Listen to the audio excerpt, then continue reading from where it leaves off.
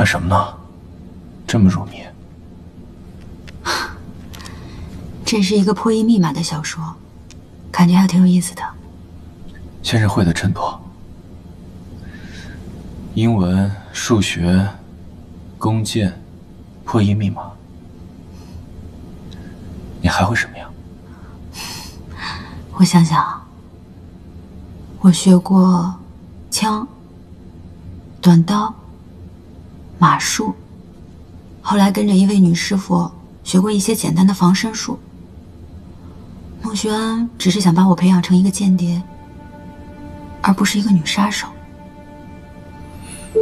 还学过开锁和窃取情报的一些技巧。不过像破译密码这种本事，是我在大学的时候学会的。我们数学社的日常活动就是钻研各种各样的密码。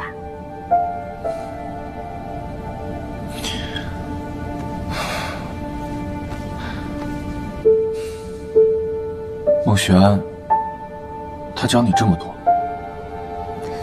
他还对我灌输了很多他自己的观点。但是你知道的，我这个人对事物都有很多自己的看法，并不把他的话当回事。你绝对是一个让孟学安特别头疼的属下。孟学安这个人，最喜欢别人对他100%的顺服和忠诚。但我偏偏喜欢对他阳奉阴违、自作主张。我们闹翻的那天，我把他骂了个狗血喷头，他忍着没把我掐死，已经算是他最好的涵养了。他不会轻易伤害你的，他只是喜欢征服的感觉，他只想毁灭荣家。我觉得他喜欢你。他喜欢我？嗯。这个男人痛恨整个世界，我觉得他就像一个丢进火炉里的手榴弹，随时都有可能爆炸。他连自己都不喜欢，更不可能喜欢上任何人的。他跟我讲过，他说我很像年少时候的他，大概是移情作用，才会让他对我手下留情吧。你不懂男人。算了，不提他了。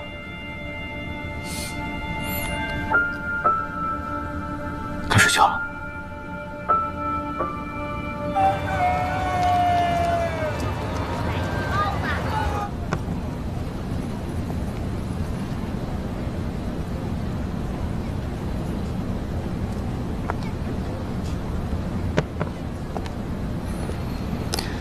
先生喜欢什么画？老板，这幅画多少钱？2元1尺。先生，你喜欢齐先生的画？是我爹喜欢，刚刚不是给我娘买了一个镯子吗？我想着给我爹买个礼物吧。老板，把这3幅画都给我包起来。哎，好嘞。等一下，没带那么多钱。没事，都包起来。好嘞。不用找了，谢谢，谢谢老板。这些画就当做是我送给你的暖心宅的礼物吧。那我爹要问我哪来这么多钱啊？就说是好朋友送的。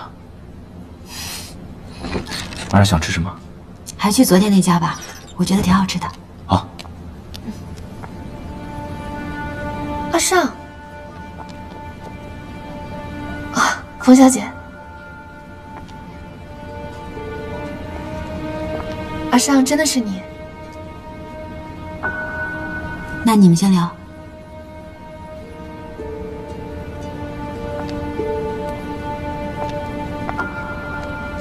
我之前有孝在身，不方便上门拜访。你父亲的病好些了吗？我爹病情稳定。你怎么来北平了？我跟父亲正好来北平办点事，没想到就碰到你了。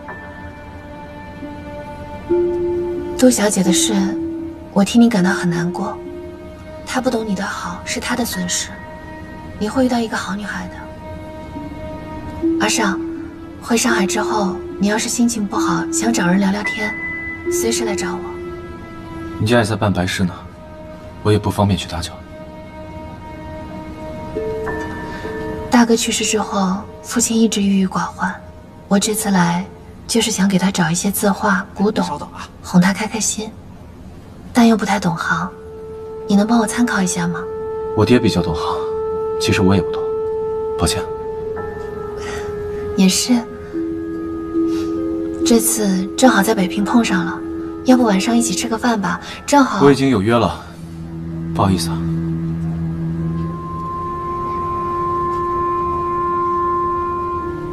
那就不打扰了，我去附近再看看吧。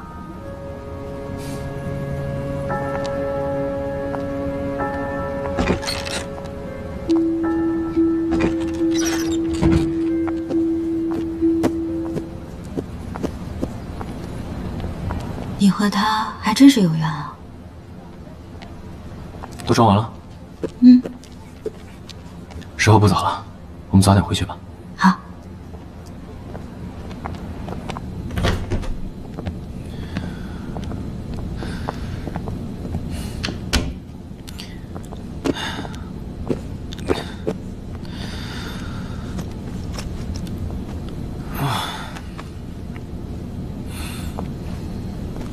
有个问题，我一直还挺好奇的。按理说，你跟桥本诗织算是少年情侣，应该没有什么仇恨吧？可是为什么你一开始跟他重逢的时候，好像就不是很开心？到了现在，甚至越来越厌恶他了。我还在想，你什么时候会问我呢？一直都挺好奇的。我也觉得他挺虚伪做作的，但是你都说了，他是一个虚伪做作的人，那我为什么不能厌恶一个虚伪做作的女人呢？你们之间到底发生过什么呀？其实也没什么，是我太蠢了。当时一心以为他真心喜欢我，没想到人家精明得很，一边吊着我，一边还勾搭着当地的富家子弟。要不是我偷偷去给他送什么惊喜，听到他和他妈妈的对话，不然我现在还蒙在鼓里呢。你问我为什么这么讨厌他？他找我爹谈合作，可不仅仅是带着金麒麟嫁妆给我，他让我爹弄死桥本大少，这样他就可以扶持他弟弟继承家业。没想到穆宣来了这么一出，吓死了桥本大少，倒是遂了他的心愿。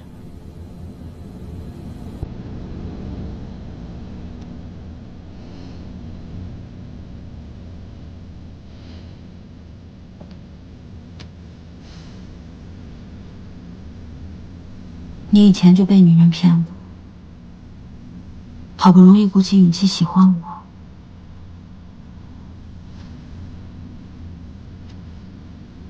可我却又骗了你。你怎么能跟他相提并论呢？你喜欢我，就算你不承认，我也知道。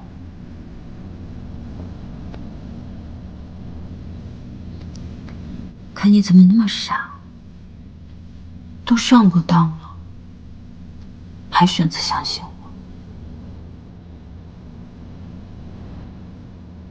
简直是！我才应该委屈吧？你有什么可难过的？你觉得委屈啊？当然委屈了。我怕我醒来你就不在我身边，我怕这一切都是我一厢情愿，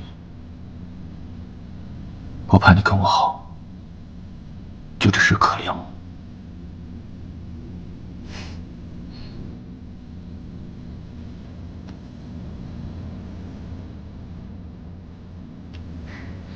见过有这么可怜人的吗？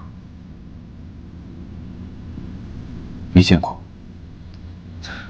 但我得进一步确认才知道。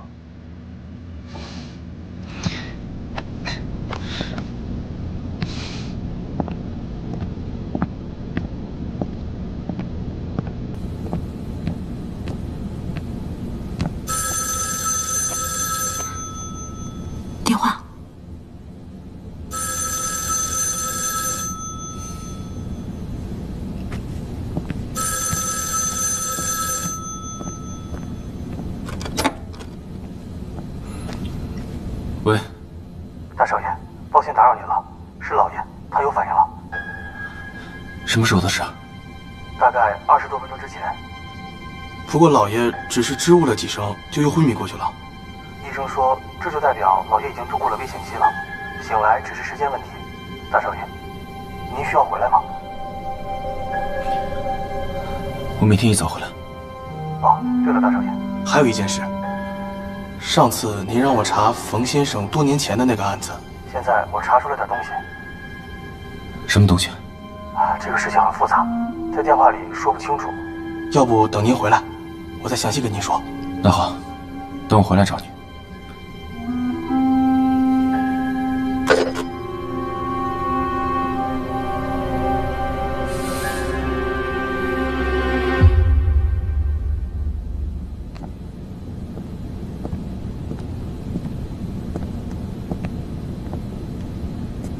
时珍，我明天一早回上海处理点事情，很快回来。去吧。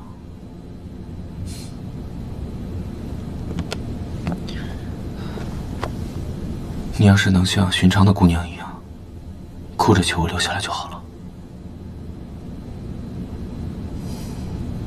你都离开上海好几天了，你要再不回去的话，我都以为你们荣家要破产了。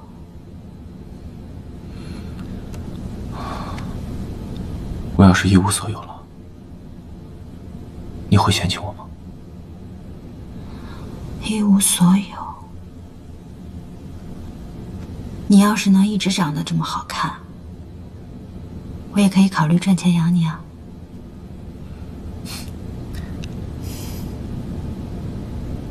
我过2天就回来。好，等你。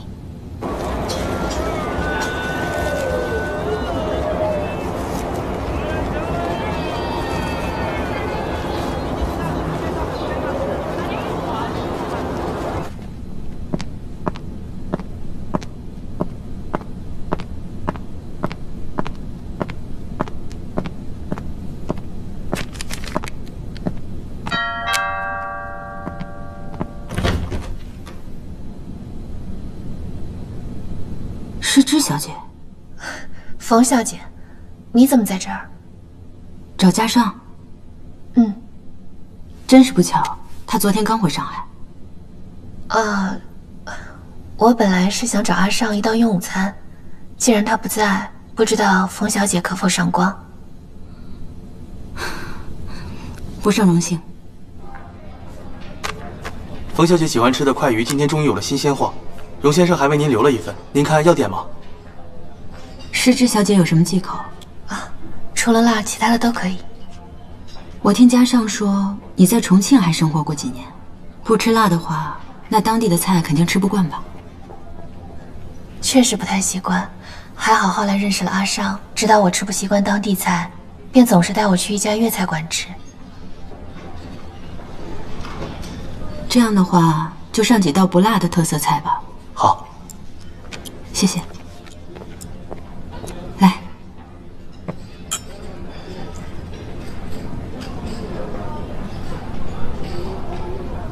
诗织小姐肯定很怀念在重庆的生活吧？怀念倒是说不上，毕竟当时寄人篱下，日子过得也不算太好。不说我了，我和冯小姐也算认识挺久了，倒是第一次坐下来好好聊天呢。不知道冯小姐现在在哪里高就啊？哪里是高就啊，只是在一个学校里面做代课老师呢。冯小姐真是独立又能干，我真是自愧不如呢。如果是我出来找工作，别说是养活自己了，怕是连顿早餐钱都凑不够呢。诗织小姐是金枝玉叶，哪里用得着像我这么辛苦？什么金枝玉叶啊，不过是商人之家罢了。而且我又是庶出之女，在父亲面前都排不上号。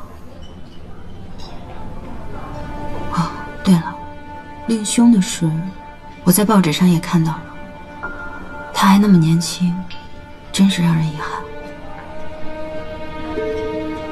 其实家里人都已经提前做好了心理准备，但大家都想着，好歹也会在病床上咽气吧。没有想到，好好的拍卖会变成了修罗场。说起来，那天冯小姐还救了阿尚呢。你那天是怎么发现不对劲的呢？我从楼上下来的时候，正好看到楼顶有人拿着枪指着台子，当时那么吵，出声发出警告也是没有用，只好跑过去把人扑倒了。还是冯小姐胆大果敢。当时只是一时冲动，现在想起来真是后怕。倒是你，那天没有受伤吧？没有大碍，只是受了点惊吓罢了。那冯小姐准备什么时候回上海呢？不出意外的话，我就定居北平了。定居北平？嗯。那冯小姐和阿尚岂不是要分居两地吗？冯小姐也舍得让阿尚这样的男人独自留在上海呀？那她也放心我这样的女人独自在北平啊。感情这种事情，聚散都有定数的，一切要看缘分，强求不得。说的是。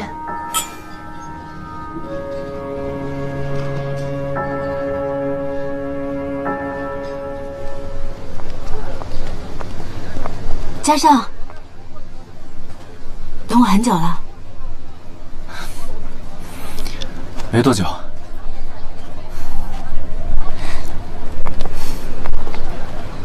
你怎么没有住酒店啊？我要上课啊，住宿舍更方便。今晚跟我走好不好？我们已经6天没见了。你还好意思说呢？告诉我只走2天，结果一下走了6天。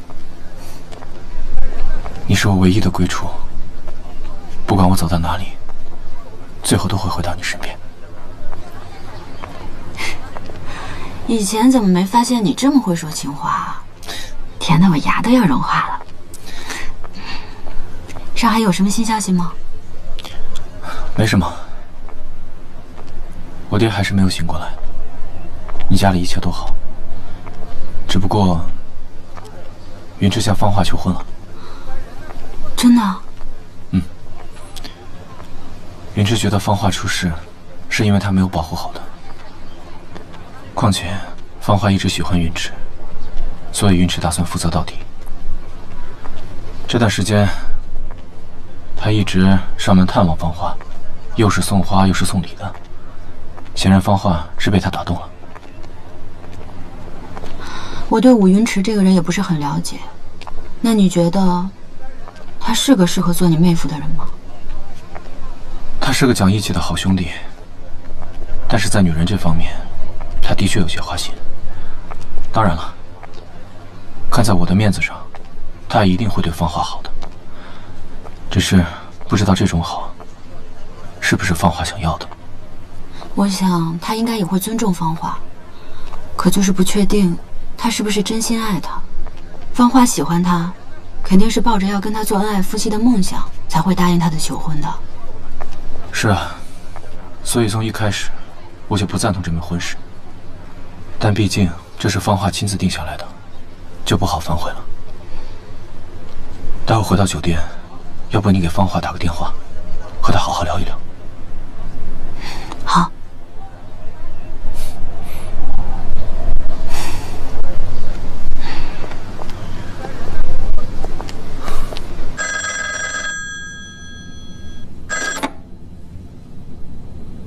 喂，哪位？芳华，是我。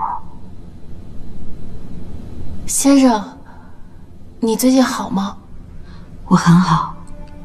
听说你答应了武云池的求婚，我有些担心你。我不是冲动下做出这个决定的，我考虑了很久。最初他来求婚的时候，我是很气愤的。我对自己说，我不是他租借来的花瓶，不小心磕坏了，就得掏钱买下来。我自己倒霉，没他什么错。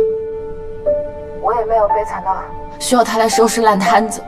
你说的很对。记不记得我跟你说过，无论经历过什么事情，你照样可以拥有一个非常美好的未来。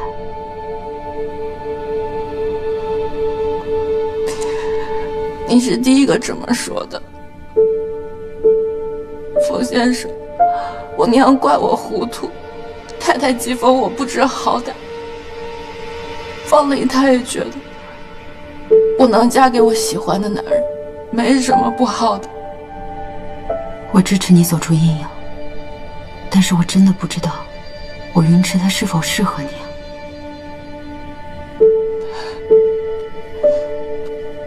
我知道，他求婚是因为愧疚，不是因为真心喜欢我。他在外面有很多的红颜知己，也包养过一个唱越剧的戏子。先生，我清楚他是一个什么样的男人。你都清楚还答应他？芳华，你听我一句话，男人结婚前什么样，结婚后往往还是什么样，甚至会更加糟糕。你千万不要指望婚姻能把男人改变。当然了，如今的社会，离婚也是自由的。可是我不希望那些事情发生在你的身上，我还是希望你可以拥有一个非常幸福美满的婚姻。谢谢你的关心，但我也没有太大的奢求了。我想结婚，想进入人生的下一个阶段。先生，你不知道，我爹对儿女的婚事有详细而精明的打算。他给我挑中的男人，说是非富即贵，可是论人品，连云池的一根手指头都比不过。云池是我能抓住最好的男人了。先生，你劝我往前看，我就再往前看。我能嫁给我喜欢的男人，能做豪门大少奶奶，继续过锦衣玉食的生活，能和他一道去美国留学，念我喜欢的医科。我们彼此知根知底，互相尊敬，这已经是最好的结局了。有些事情你现在可能还不觉得，结婚以后没有爱情的日子，就像一把钝刀子，一天天的切着你。我只是担心你总有受不了的那一天。先生，如今和我大哥这样在一起，不是也在赌吗？我跟他的事情就比较简单了，我们俩现在都没有想过未来的事情，只是今朝有酒今朝醉罢了。那你爱他吗？我爱他呀，他也爱我，哪怕只能相爱一天，我都很满足。我真羡慕你们，你们是幸运的。如果说这件事情让我明白什么，那就是幸运这事不是人人都有份的。我要接受自己是不幸运的那群人，然后选择最符合现实利益的那条路走。好吧，如果你想清楚了，那我就尊重你的决定。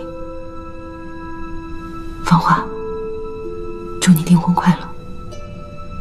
谢谢冯先生。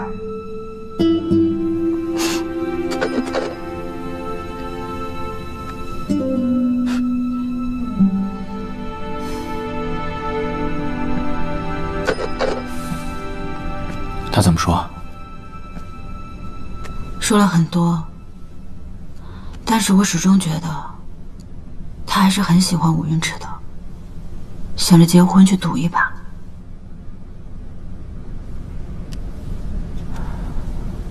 拿终身大事来赌博，太儿戏了。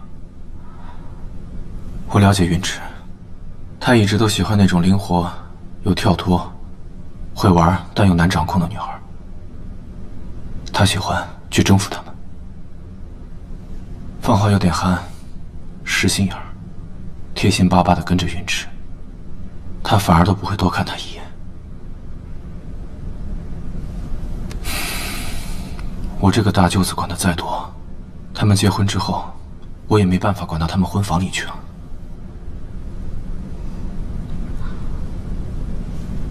那你要回去准备婚礼吗？就让太太去打理吧。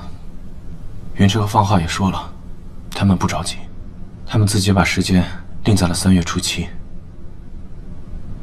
云芝这回也有心了，这次为了芳华，特意去了教堂受洗。这不挺好的吗？也许他真的能收心，结婚以后跟芳华好好的过日子。希望吧。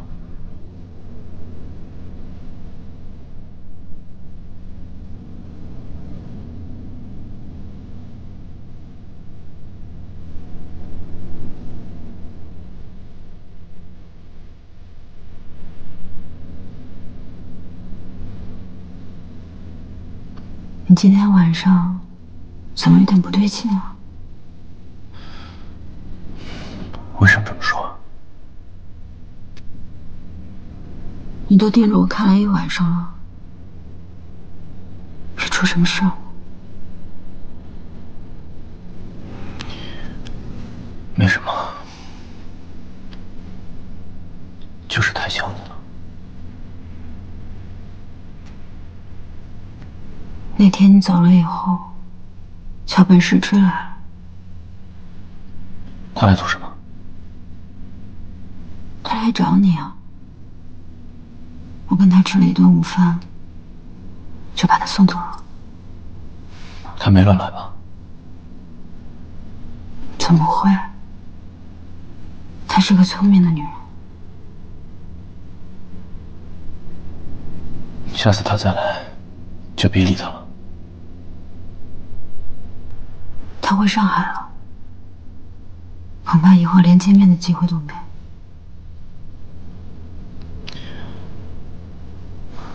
不提他了。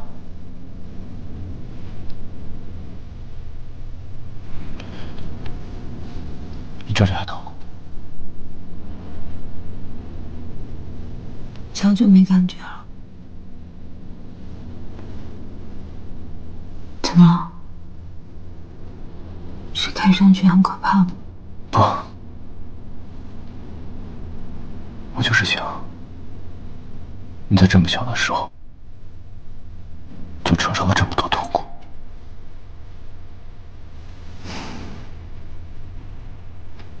说的也是，他很多事情都记不清了，但是太小，伤痛早就不记得。不过还好，老天待我也不算太早。时辰，你为什么在我不认识你的时候就受了这么多苦？要是早点认识你就好了。